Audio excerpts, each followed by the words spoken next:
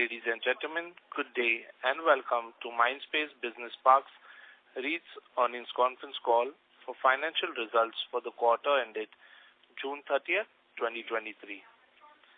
As a reminder, all participant lines will be in the listen-only mode, and there will be an opportunity for you to ask questions after the presentation concludes. Should you need assistance during the conference call, please signal an operator by pressing star, then 0 on a touch-tone phone. Please note that this conference is being recorded. I now hand the conference over to Mr. Kedar Kulkarni. Thank you, and over to you, sir. Thank you. Good afternoon, everyone, and thank you for joining this first quarter financial year 2024 earnings call of Mindspace Business Park REIT. At this point, we would like to highlight that the management may make certain statements that may constitute forward-looking statements. Please be advised that our actual results may differ materially from these statements. Mindspace REIT does not guarantee these statements or results and is not obliged to update them at any time. I would now like to welcome our CEO, Vinod Rohira, and our CFO, Preeti Chheda. They'll first walk you through the business update and the financial performance during the quarter. We'll then open the call to Q&A. I now hand over the call to Vinod. Over to you, Vinod. Good afternoon, everyone. Thank you for joining Mindspace REIT's earnings call for Quarter 1 Financial Year 24. Continuing the steady performance, our committed occupancy now stands at circa 88.8%. The non-SEZ demand continues to remain strong, with over 96% of our non-SEZ portfolio being now leased. Our assets in Pune, Chennai, and Malad and BKC, Mumbai are over 98% leased, while our asset in Madhapur is also 96% leased. Anticipating this scenario, we have strategically brought forward non-SEZ supply in our key markets of Pune and Hyderabad, with 2.5 million square feet under construction. During the quarter, we have leased 0.4 million circa, of which 0.2 million square feet was on account of releasing and 0.2 million was on account of new and vacant area leasing. We have achieved a releasing spread of 10.1%. Revenue growth of our portfolio continues to be led by core portfolio growth. In Quarter 1 Financial Year 24, revenue from operations grew by 14.1% year-on-year to INR 5604 million, and the net operating income grew by 13.8% to INR 4570 million. As envisaged, India, like its Asian peers, has seen a strong preference for work from office, and the office footprint continues to grow, unlike the West. This trend augurs well for office demand in India and would lead to rise in physical occupancies from the current levels. Acceptance towards returning to office further aids the attractiveness of India as a global destination for GCCs and GICs, etc. In addition, the normalization of attrition rates and compensation across the technology sector has resulted into favorable employee-employee dynamics, which is aiding a faster return to office. Majority of the tech companies continue to announce return to work plans, and the number of days employees are expected to be in office is rising. Occupiers and employees are both becoming selective about where they want to work. This is leading to opportunities for creators of grade A aspirational ecosystems like us. We are developing ecosystems that aid work-life balance and promote employee well-being and safety. Our parks have been upgraded to offer easy navigation, hassle-free connectivity to transport nodes, avenues for recreation and entertainment. Occupiers are able to distinctly identify the value added by the institutionally managed spaces. A very strong endorsement of our value add is demonstrated by the fact that over 62% of the expansion space leased since financial year 21 has been leased to existing tenants.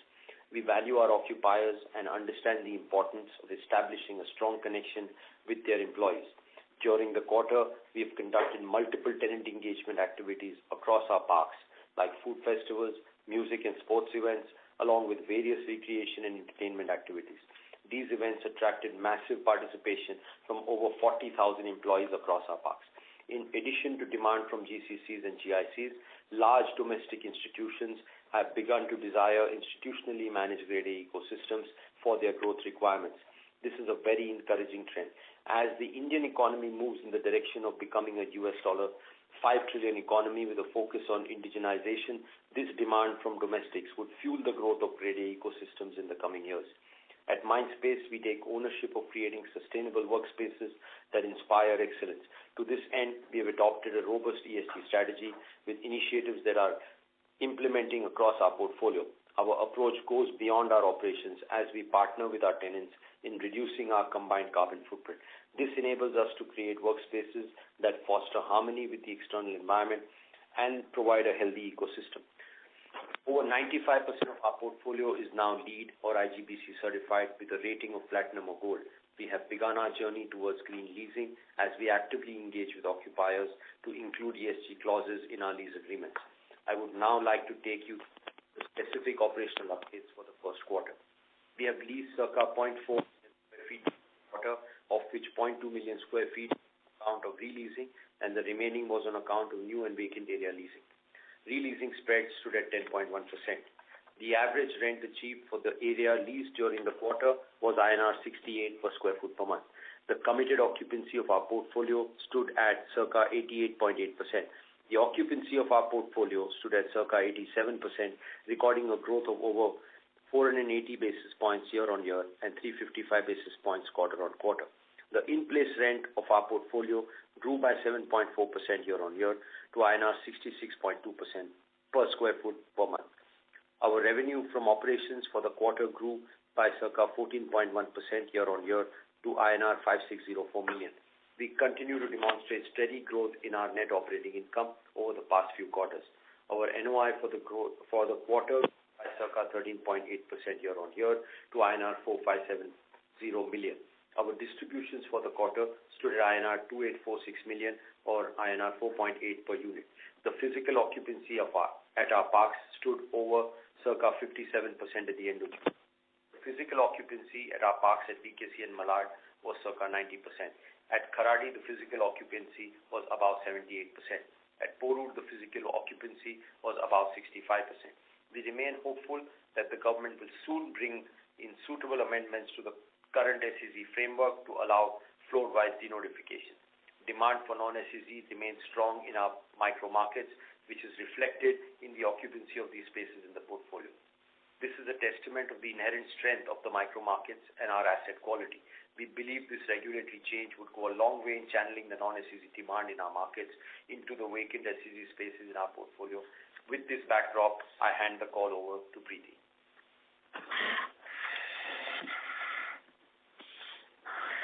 Thank you, Vinod. Good afternoon, everyone. I'm happy to present our financial performance for the first quarter of the financial year 2024. We closed the first quarter with from operations of 5 billion, registering a growth of approximately year-on-year. Our net operating income stood at approximately INR 4.6 billion, recording a strong 13.8% YOY growth. Excluding facility management business and distribution licensing business, the NOI margin stood at 87%. We announced a distribution of approximately INR 2.85 billion, which is INR 4.8 per unit for the quarter. The distribution comprises approximately 90.2%, which is INR 4.33 per unit of dividend, which is not subject to tax in the hands of unit holders, approximately 9.6%, which is INR 0.46 per unit of interest, and approximately 0.2% of other income. Our cost of debt stood at 7.7% at the end of Q1 FY24. We continue to follow the strategy of optimizing the mix of fixed and variable cost debt to reduce our overall interest cost. During the quarter, we raised 5 billion through fixed coupon NCD at the REIT level. The issuance carried a fixed coupon of 7.7% and was used to repay the variable cost NCD at SPV level, helping us achieve a 100 basis saving in interest cost on this borrowing. We expect the interest rate to remain stable in the near term, which should help us keep our interest cost around these levels during FY24. While REITs are gaining traction amongst investors, more particularly domestic investors, there is still a need to improve awareness among retail investors. We are working with other REIT participants and regulators towards this and also for the growth of this product. Mindspace REIT has continued to see its domestic investor base rise quarter on quarter. We added over 3,000 new unit holders during the quarter, taking the total unit holder count to over 55,000. To conclude, we expect NOI growth for this financial year to be driven by rent commencement on areas which are committed but not operational yet, leasing of new and vacant areas, and contractual escalation. SEZ policy changes, when implemented, should help leasing of the SEZ spaces in the portfolio, which should add to the future NOI growth. With this, I request the operator to now open the floor for question and answer. Thank you. Thank you very much. We will now begin the question and answer session. Anyone who wishes to ask a question may press star and 1 on their touch-tone telephone. If you wish to remove yourself from the question queue, you may press star and 2. Participants are requested to use handsets while asking a question. Ladies and gentlemen, we will wait for a moment while the question queue assembles.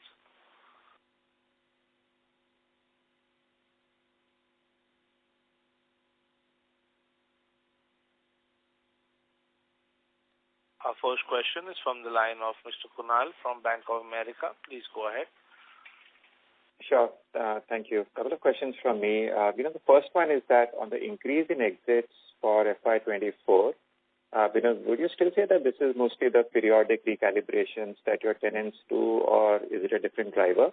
And the follow-up there is that, a good amount of these exits seem to be coming in your Madhapur asset.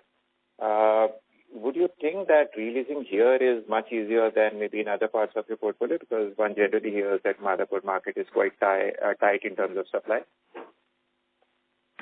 Hi, Kunal. Yes, absolutely. I think this is part and parcel of business. A lot of this keeps coming through. Obviously, there's a lot of highlight when there's a lot of uncertainty when you're looking at the Western markets, etc. You start to believe that physical occupancies are not there, offices are going to get surrendered. We don't see this at all as anything different from part and parcel of business. And you're right, Hyderabad, grade A is very tight supply, and the demand for 100,000 square feet is very strong. So we are very confident of leasing this and happy we're getting churn because we have no supply for the next 18 months. We have very small supply left, which is vacant. We're 96% leased in Madhapur. Got that. Thanks. And the second question is, directionally, is the kind of leasing we've seen in Q1 is what you would expect for the rest of the year, or you think that, as we go into later part of the year, the momentum around leasing could also shift? I think for the next 2 quarters, we will continue to see stable demand as we are seeing right now. But first quarter, calendar year, next year, you might see grassroots of larger demand coming on the table for discussion, which I think will be the start of the next cycle for growth. Understood. And then, just the last one is, just as a quick hygiene check, what could be the rationale behind a smallish deal like 0.25 million square feet for a developer? Is this an operational convenience, or, does it clear the decks for, something else? Just wondering, why such a small deal? No, for us, nothing is small or big. It's the client that matters. The client was already there in that building and he wanted to scale up. So are you saying that 23,000 square feet is a small demand? I was wondering that if 2 floors were left out earlier, right, there must have been a business reason behind it. So, if that's sort of coming back into coming to the REIT now. Yes, acquisition. You mean acquisition of space? Correct, exactly. The 2 floors that you have indicated in Porur asset. For us, it's strategic because we want to own the full asset and we want to control the asset. Understood. Okay, all right. That's helpful. Take up in terms of asset, which is why we are very keen to look at this asset. Got it. Thank you very much. Thank you. Our next question is from the line of Mr. Vivek from DSP Mutual. Please go ahead. Good afternoon. In terms of, there seems to be a clear dichotomy between SEZ and non-SEZ zones. So my question was, what percentage of the SEZ leases are coming up for expiry, or how many million square feet, any which way you want to answer it, and how confident are you of releasing those? Okay, so different markets are behaving differently. The Bombay and Pune markets don't seem to be seeing too much demand for SEZ footprint, but a very high demand for non-SEZ footprint. And BFSI primarily is the client, so they are looking at more non-SEZ spaces. While in Hyderabad, we are seeing more demand for SEZ. Whatever vacancies are coming are actually getting leased out. So we've continued to see leasing happen in Hyderabad, for example, for whatever space has got vacant in the SEZ footprint. And we're continuing to see that trend going forward. Great. Could you just then clarify on Mumbai and Pune alone in terms of, what is the area that you expect to come up for releasing? And so for us, in Pune, we have 99.odd% that will be fully leased out. We have no SEZ vacancy at all. Cumulative portfolio is 99% leased out almost, and we have no SEZ vacancy. In Bombay, in the Airoli Park, we have vacancy in the SEZ, but fortunately for us, we are able to denotify individual buildings that are vacant, and that gives us pipeline for leasing, and we are seeing demand for those assets. So the minute we get the relevant building denotified, we'll be able to lease it quickly. And by then, hopefully, we will be having the SEZ partial denotification formula in place, which we hope to kind of see in the next couple of months latest. And then we will be able to bring that supply in as well for leasing for non-SEZ. Thank you very much and good luck. Thank you. Thank you. Our next question is from the line of Adidev Chattopadhyay from ICICI Securities. Please go ahead. Yeah, good evening. Am I audible? Yes, absolutely. Just a couple of questions from my side. So at a portfolio level, when I'm referring to the committed occupancy, do we expect this number to be higher than what it is by March 24? Or I'm just asking directionally. I'm not pinning you on a number, but just directionally wanted to understand how you see the leasing activity. Okay. But is it contingent on this SEZ denotification coming in? A lot of your whatever is built into your business plan. Some part of it is yes. Okay. The second question is on our NDCF distribution. I know we don't give a formal guidance, but on the current run rate and the expected scale up in between the actual occupancy and the committed occupancy, should we expect higher distribution in the second half of this year? Hi, Adidev, Preeti here. As we had mentioned last time as well, that our endeavor in this financial year is to do away with any form of debt support to the extent we are able to. So I think that will be our primary focus. So the incremental revenue which you see coming because of the rent commencing on some of these areas, we would rather use that to taper off the debt support. Okay. So assuming a flattish sort of distribution year on year is a reasonable assumption in that case? So, I won't be able to give a guidance, but at least I would say we would try to retain what we are giving today. And if there is any upside which comes along our way, then we can look at more. Sure. And the final question is on the hiring of GCCs. Now, there have been some media reports that the GCC hiring seems to have again picked up. Initial signs are being seen. So in the context of third-party IT service providers versus GCCs, could you give us over the medium term, how are you seeing the pickup based on discussions with tenants so far? So the space pickup will kind of get translated, I think, 2 or 3 quarters from today. But yes, you're right. Hiring has seen pickup in these quarters. Okay. Fine. Okay, that is on my side. Thank you and all the best. Thank you. Our next question is from the line of Mohit Agrawal from IIFL. Please go ahead. Yeah, thanks. My first question is, of the completed area of 25.9 million square feet, how much is the SEZ space in total and what would be the occupancy there or vacancy levels? So we are about 2 million odd vacant in the SEZ footprint. Cumulatively, I think anywhere between 83 to 84% of our SEZ is occupied. And the ratio would be 55-45. SEZ 55, non-SEZ 45.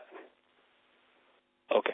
And Vinod, you mentioned just now that in Airoli you are denotifying buildings. So right now as we speak, how much of the space would be under this process of denotification? 400,000 square feet. 400,000 square feet. And when do you expect this to come to be available for leasing? I think by the end of next quarter, we should have that building hopefully denotified so that we can start marketing in the subsequent quarters. Okay. Okay, understood. Preeti, my next question is, you mentioned about, so two comments, one is about the NOI growth you mentioned. So from the, presentation you mentioned that B9, B10 have started contributing. So could you quantify what kind of NOI addition we can see in this year for the remaining part of the year? If you could quantify that. And the second question is, you also, I think, I heard that you mentioned that you expect the interest costs to remain at these levels. Is that correct? And in that case, do we see that the distribution growth could happen? Because if NOI goes up and interest cost remains the same, I'm just trying to link the two. Yeah, thanks, Mohit, for this question. So to answer your first question, while I can't categorically give you how much the NOI would grow by, but since we are having a decent amount of area which is going to start generating rent, we should definitely see an upside on the NOI. But not all of this NOI is going to translate to NDCF growth, because while the interest cost will remain at these levels for the year to go, but versus the last year, we are definitely seeing the interest cost having gone up. So that's going to eat up some part of it. And as I had said earlier in the day, that we would be taking this opportunity to, minimize our debt support, and therefore to that extent we'll be using those extra revenue numbers to normalize and make sure that at least we are able to maintain. And then, as I said, if we have positive upsides that come along, then we could look at NDCF growth. Okay, understood. And my last question is, on the debt numbers. So while your net debt has gone up by 250 odd crores, which is exactly the capex number, the gross debt has moved up by about 600 crores. So any particular reason for that? No, so you just need to look at the net debt numbers, because we are almost close to 600 crores, which is lying in liquid instruments like fixed deposits or so. So we had some unwinding which we did between the SPVs, the borrowings between SPVs, because of which towards the end of the quarter we landed up with surplus funds in the SPVs which got the money back. So those will be deployed, in the quarters to come. But that's why you are seeing the gross debt being higher. And but if you look at the net debt numbers, then the growth in the debt is equivalent to the capex. So this will normalize going forward, right? Yeah. Okay. That's all from my side. Which we did. Okay, understood. Thank you. Yeah. Thank you. Our next question is from the line of Pradyumna Chaudhary from JM Financial. Please go ahead. Yeah, hi. So the first question is that there was a slight decline in occupancy in the current quarter. So what would be the reason for that? It's part and parcel of business. So, obviously we will look at it from a fraction and a percentage point of view. To us, areas are coming back and we are able to get mark-to-market opportunity. If it is in markets where there is demand and there is no real supply for grade A, we are happy to actually see the churn come through. Okay.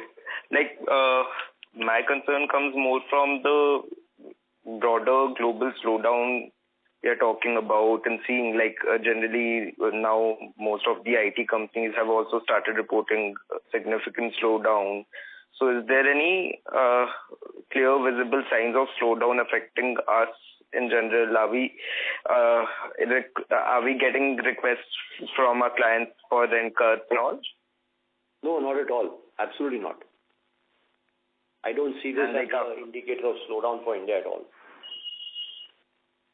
And no issue with regards to the demand for our space as such? No. For grade A spaces, you will continue to see demand, because if you want to attract talent and you want to be in the right quadrant of space, then these are the very few grade A asset opportunities which quality tenants that we cater to are looking for. And for that, there is always a need for quality space which is getting filled up by whatever vacancies come through in the non-SEZ footprint. Okay. And any particular sector where we are seeing strong demand from? I think last time you mentioned third-party IT service providers. So is it the same segment or something else? So while BFSI and technology footprint is growing, what is interesting is the need for domestic demand of BFSI is actually starting to take a strong participation in grade A assets. So we are seeing domestic India's growth represented in grade A occupancy And that, I think, will be an increasing trend which you will continue to see over the years to come, which was earlier not really visible because you were catering to the global tech footprint alone, and 90% of India was really catering to that. But I think very strong domestic growth is starting to become visible at grade A spaces. Understood. Thank you so much. Thank you. Our next question is from the line of Pritesh Sheth from Motilal Oswal. Please go ahead. Hi. Thanks for taking my question. Just one question. Since you have had experience of, converting an SEZ space into a non-SEZ, how much time it's generally taking for, this denotification? And while I understand we are doing it for whole towers, if we do it like by floor, would it be any different than the usual denotification process in terms of timelines it takes? So generally, a building to denotify would take anywhere between 4 to 6 months. But once this rule comes into place, I think it will be much, much faster, because once they set a process in place, in a few months we may be able to get unit-wise denotification, and you will do it in reasonable chunks of units. So you don't have to wait for a single floor or 2 floors. You might do a cluster of floors together to denotify so that you're taking care of your pipeline of demand. Sure, that's helpful. And any timeline you have in mind of this denotification amendment coming through in the sort of discussions that you are having in the market? Sure. We are hopeful that by the end of this current quarter, we should have clarity on that and then start moving forward towards actually processing the denotification applications. Got it. That's helpful. That's it from my side. Thank you. Our next question is from the line of Kunal Lakhan from TLSA. Please go ahead. Hi. Good evening. Just again on the denotification side, right? It's the part by part or floor by floor denotification has been in the fray for some time now. I'm sure industry is lobbying for it. Just wanted to understand, what's the hold up? What's holding back here? What is causing the whole process to get delayed? Because as such, industry is not really asking for any tax benefits here, right? And it's a pretty straightforward amendment to be done in the SEZ Act. So what's causing the delay? Actually, there were multiple stakeholders, and each stakeholder has had their own understanding and agenda.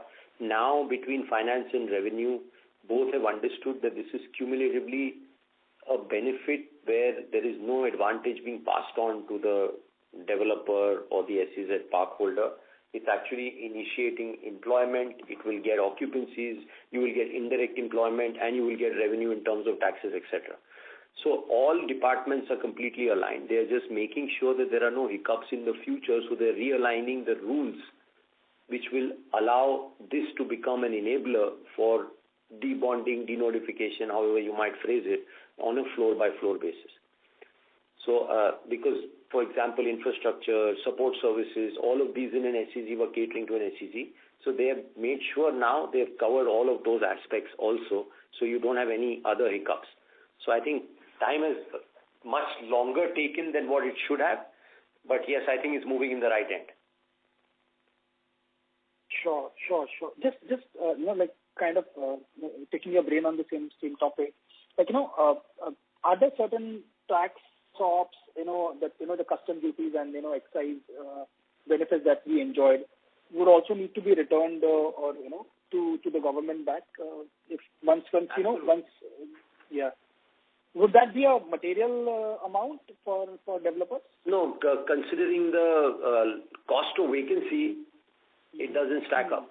It's fine. Correct. Yeah. Correct. And also, lastly, again on the denotification bit, how would would there be any logistic hassles in terms of denotifying to certain floors in an SEZ? Because when you look at the whole compliance burden, right? The whole compliance logistics that one needs to follow. The ingress and egress of people and materials, and also, do you think partial denotification can be successful in terms of managing the logistics? It certainly can be. Actually, that's exactly the right question, Kunal, which is the reason why they have taken longer than usual to close this, because they want to stitch up all of those things. Perfect. But on a physicality of asset basis, we don't see a challenge. Sure. Lastly, on the demand, you did mention that the larger guys have now started to become a little more active. Can you give a little more color on this, like in terms of what is driving this positive sentiment now, and you mentioned that Q1 of next calendar year, you'll see this demand getting converted, right? So can you just elaborate a little on that?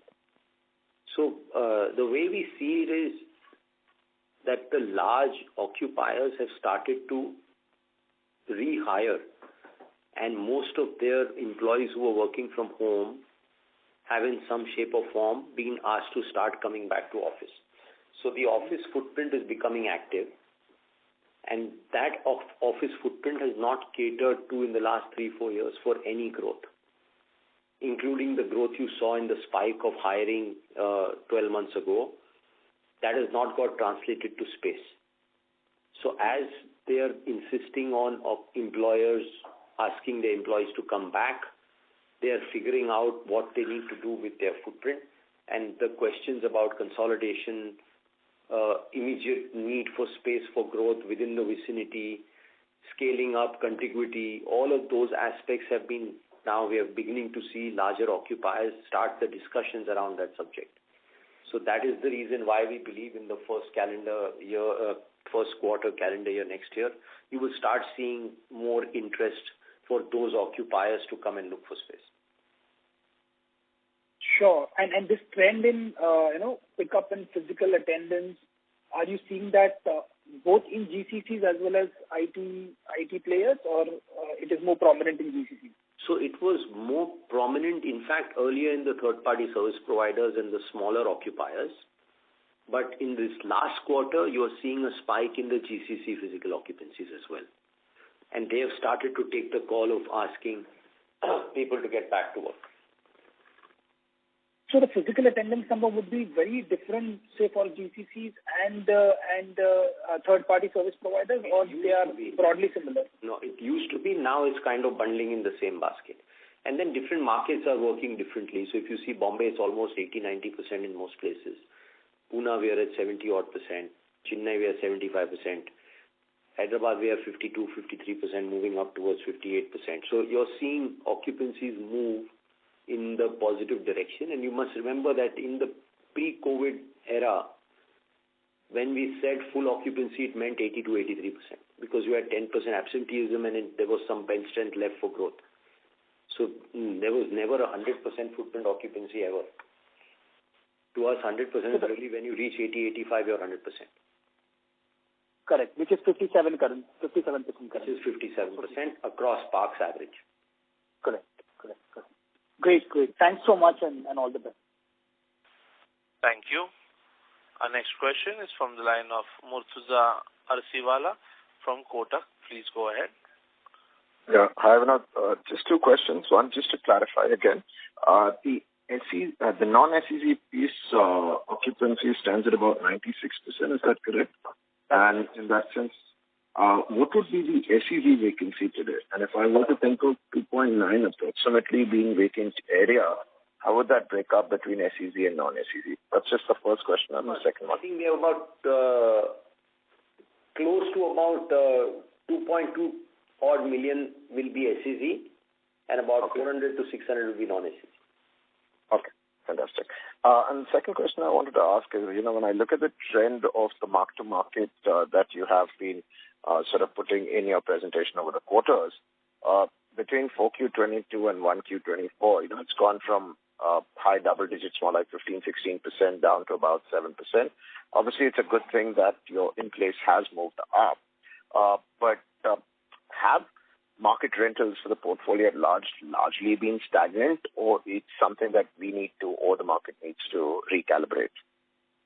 No, I wouldn't say it's stagnant. I think whatever demand is coming for Grade A, they are paying you market rents, and your portfolio now is reached where we still have a mark-to-market opportunity going up, but obviously there was a much larger opportunity when the churn was from the original lease that expired, or the sudden vacancies we witnessed 18-24 months ago.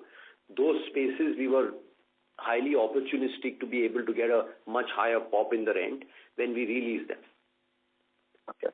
So would it be fair that at least in the near term, that pop would be more limited from your on? The way I see it is, if you were to look at it slightly more largely, there is no new supply coming in most micro markets of the category of grade A that clients would be looking for. With inflation densities, the time of delivery of those assets has also gone in longer. The minute you start seeing demand stabilize and start rising, there will be a frantic rush towards grade A, and I don't see too much vacancy or available space in the grade A, which is certainly going to see rise in rentals for the prime assets in prime markets. You'll certainly see that. Sure. Thank you. Thank you. Our next question is from the line of Pradyumna Chaudhary from JM Financial. Please go ahead. Yeah, thank you for the follow-up. Just another thing which previously you answered to one of the participants was that in Bombay and Pune, we are not seeing good demand for SEZ, whereas in Hyderabad, the demand for SEZ is also quite strong. So what would explain this difference across areas? So BFSIs are the primary large space takers that have shown interest in real estate, for commercial real estate in the last 6-9 months. And those guys, for some reason, prefer non-SEZ. But the tech guys are still looking at SEZ. So we are seeing a different combination of tenants in Hyderabad looking at SEZ. Not that it's the same volume and scale of what non-SEZ demand is, but you're certainly seeing demand in the SEZ space in markets of Hyderabad, but you're not seeing them in Pune, in Bombay to the same degree. There is some demand, but it's proportionately very small compared to non-SEZ demand. And any particular reason why BFSI guys prefer non-SEZ and why tech guys prefer SEZ in particular? So it's more about guarding their information protocols and the restrictions that SEZ would bring in terms of data sharing and all of those aspects. They don't want that. So BFSI has always mostly stayed out of SEZs. Understood. Thank you. Thank you. Our next question is from the line of Abhinav Sinha from Jefferies. Please go ahead. Hey, hi. So just a couple of quick questions. Preeti ma'am, you were saying that you would like to reduce the debt support for the payout. Now, if I see the current quarter's NDCF, the capex is slightly higher than the debt that we have drawn down. So are we already in this situation, or you would like to even make this number go towards zero or something like that on the debt drawdown? Yeah. So, Kunal, hi. Abhinav, hi. So today, obviously, this time we were a little surplus, but what happens is your working capital movements keep changing quarter on quarter. So I think you should be looking at a full year picture as it unfolds going forward. Our endeavor is to minimize the debt support this year. And what you're seeing this quarter is also, moving in that direction. But as I said, it's not necessary that you will see the same surplus situation in the next quarter also. It all depends on the working capital movement. But over the year, our endeavor will be to minimize that. Sure. So for the year, for example, if the capex is, say, 1,000 crores, then debt drawdown should also be 1,000 crores, assuming working capital is neutral. That's right? Yeah. So that's what our endeavor would be, to have our capex and debt broadly aligned. And this quarter, obviously, as you are seeing, we've not taken any debt support. Rather, we are in a surplus situation. Okay, that's fairly clear. And second, quick one on the acquisition of the stake. So what is the timeline for that? In the next few months. In the next few months. So they should conclude in the current fiscal, basically. That's definitely going to happen. And how much area does it give us? I mean, we have the 0.9 million there built out, I thought. 200,000 square feet. 200 odd. Okay. Thank you. That's all. Thank you. Our next question is from the line of Tanvir Surev, who is an investor. Please go ahead.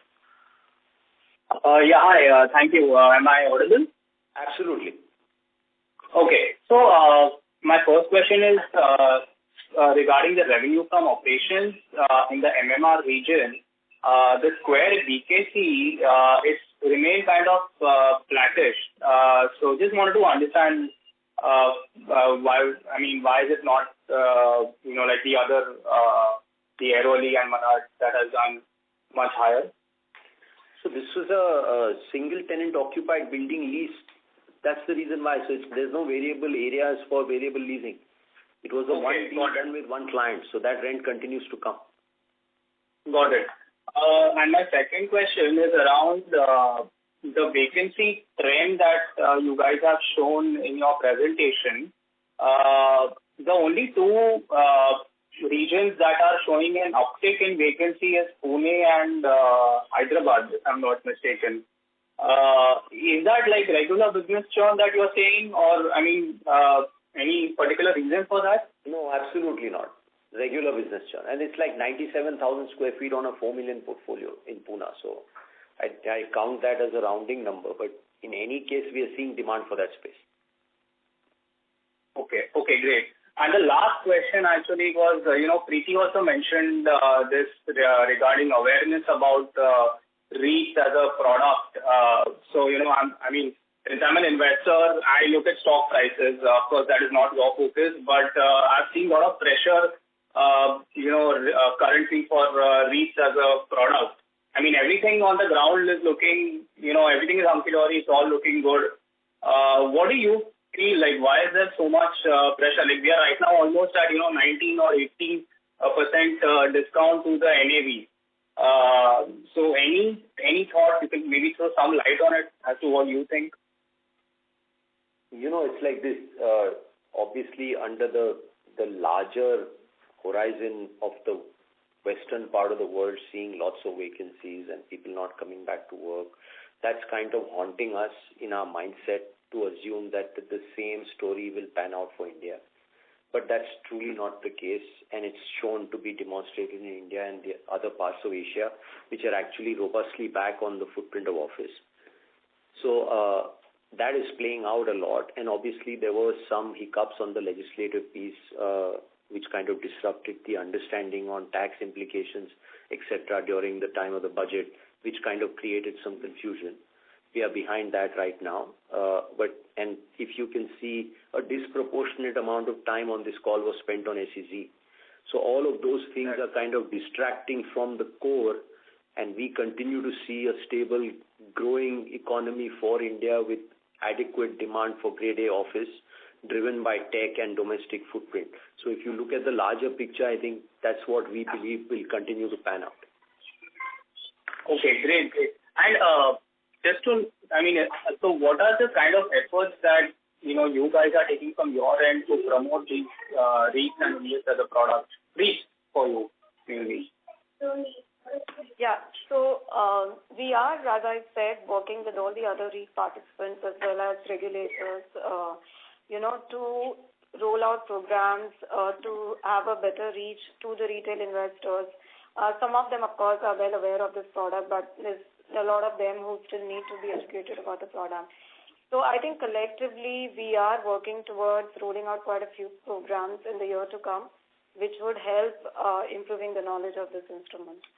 And there are other things also which we can jointly work, with the regulators and see what are the other ways and means by which we can help growth of these instruments. So I think it's a collective effort, and we would be doing a lot of it as the year goes.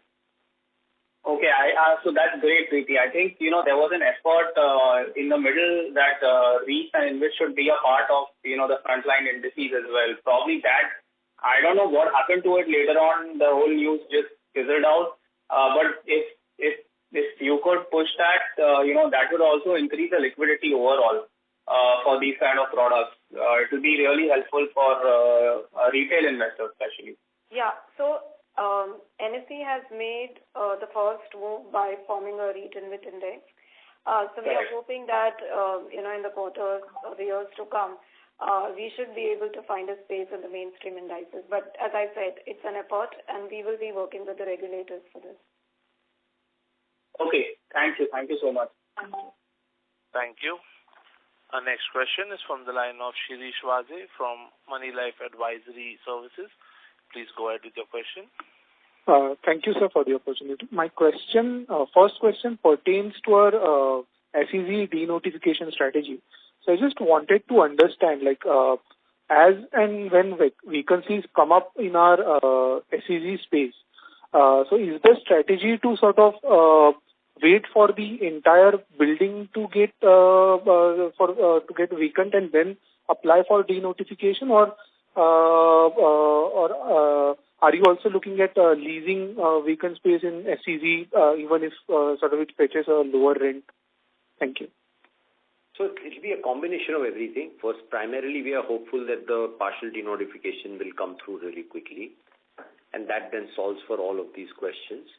Having said that, in some of our parks, most of our buildings are single occupier and are smaller in size. So we have that opportunity in case this gets slightly more delayed and we are seeing some vacancies, we can turn around our portfolio of occupancy within the park to unlock buildings at a time and denotify them. So we are watching that space as well very closely so that we can bring in more of our vacant supply in a clustered manner by denotifying smaller blocks of buildings, each of being 350, 400 or 1,000 square feet. Fortunately for us, a lot of our portfolios of that size, we are able to then denotify quicker and start offering that also as part of the non-SEZ offering. Got it, sir. And my second question pertains to the Pocharam property. So the occupancy here has been constant and low for a while now. So I just wanted to understand the reason behind that. And is it because of the micro market dynamics or something related to the property itself? Thank you. It's completely to do with the micro market of that micro market and the demand dynamics in that micro market. So fortunately, in a weird way, because that space now stands fully vacant in a few months, we will have the opportunity of denotifying that block and then finding out alternative uses for that asset. So in fact, we are happier now that it's kind of vacant. We are able to apply for denotification and unlock that asset completely as a building and then decide what we want to do going forward. Got it. Thank you. That was all from my side. Thank you. Our next question is from the line of Karan Khanna from Ambit Capital. Please go ahead. Yeah, hi. Thanks for the opportunity. So, Vinod, my first question, just continuing on from one of the previous participants. If I look at slide number 47, where your portfolio in-place rentals are 66 rupees, and in slide number 10, where you have mentioned that the mark-to-market potential is around 6.5-7%. Is it possible to understand the breakup at a more granular level, say Mumbai region, Pune, Hyderabad, and Chennai?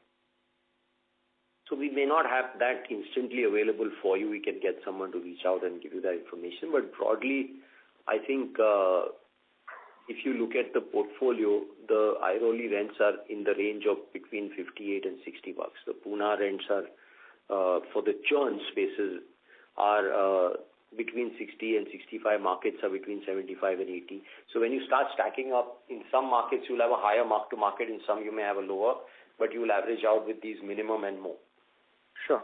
As a follow-up, what I'm curious to understand is if I look at the Hyderabad market, where in the last 6 months we've seen 5.3 million square feet supply and 18% vacancies, and last 3.5 years the supply has continued to outpace demand. How should one think about the realistic mark-to-market potential for this market? I think grade A you will see a much higher rent spike because there is not enough grade A. While you will continue to see an overhang of 18% supply vacancies in the micro markets, and primarily if you break this up, you have 13-odd million in the financial district where customers are not liking to go there.